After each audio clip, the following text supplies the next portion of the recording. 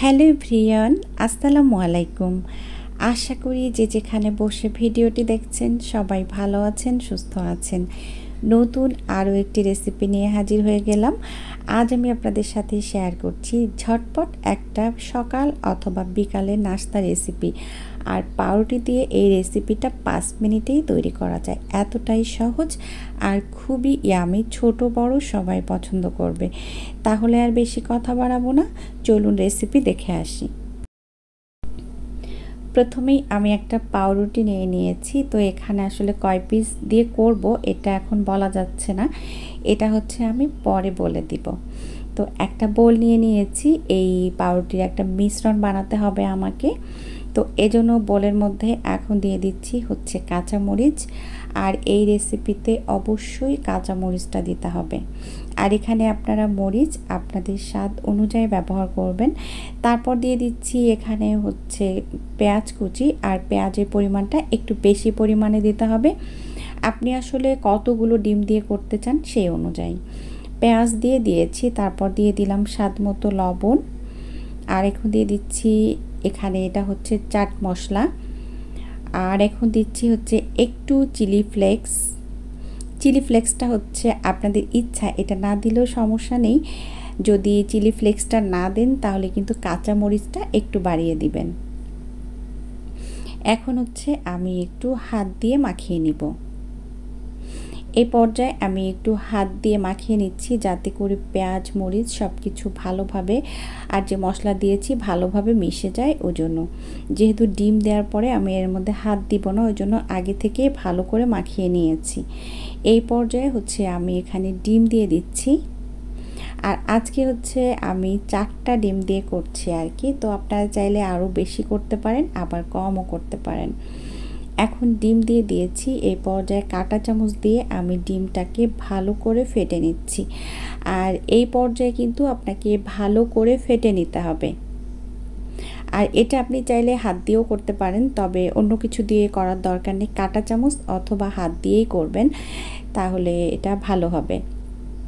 আমি একটু ভালোভাবে মাখিয়ে নিচ্ছি, মানে মেশানো হয়ে গিয়েছে, এখন ভাজতে চলে যাচ্ছি। তো আগে থেকেই আমি হচ্ছে প্যান বসিয়ে দিয়েছি চুলায়। তো প্যানটা গরম হয়ে গিয়েছে। এই পর্যায়ে হচ্ছে আমি তেল দিয়ে দিচ্ছি। তো আমি একটু বেশি পরিমাণে তেল দিচ্ছি, আপনারা চাইলে কিন্তু আরও কম তেল দিয়ে এটা ভাজতে পারেন। অনেকেই বেশি তেলে পছন্দ করে, আবার কম তেলেও অনেকে পছন্দ করে। তো আমার কাছে একটু বেশি তেলে ভাজলে এটা ভালো লাগে, কম তেল দিয়ে ভাজলে একটু আমার কাছে গন্ধ লাগে ডিমের, ওই জন্য আমি একটু বেশি তেল দিয়েছি। আর তেলটা ভালো করে গরম করে তারপর হচ্ছে পাউরুটিটা আপনাকে ছাড়তে হবে, না হলে কিন্তু পাউরুটির ভিতরে তেল ঢুকে যাবে। আর এটা তৈরি করতে খুব কম সময় লাগে। আর আমি এখনই হচ্ছে পাউরুটিটা দিয়ে দিব। তো পাউরুটি দেওয়ার পরে আমি দেখেছি এটা 40 সেকেন্ডের মতো লেগেছে, মানে এক পাশ হতে খুবই কম সময় লাগে। তো এই যে দেখতে পাচ্ছেন আমি ভালো করে ডিমটাকে আবারও ফেটে নিয়েছি। আর এইভাবে হচ্ছে পাউরুটি ভিজিয়ে তারপর এক পাশ দিয়ে আর এক পাশে এইভাবে একটু পেঁয়াজ দিয়ে দিবেন, পেঁয়াজ কাঁচামরিচ, আপনারা চাইলে এখানে টমেটোও দিতে পারেন।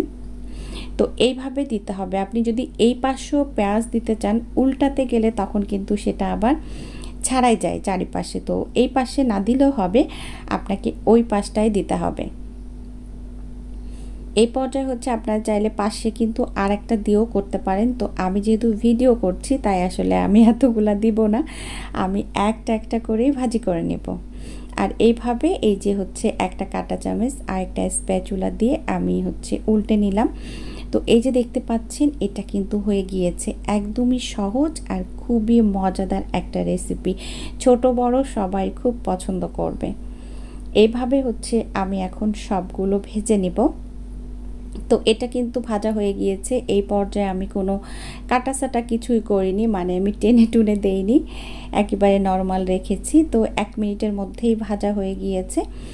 এখন জাস্ট সবগুলো ভেজে নিয়ে টমেটো সস দিয়ে খাওয়ার পালা।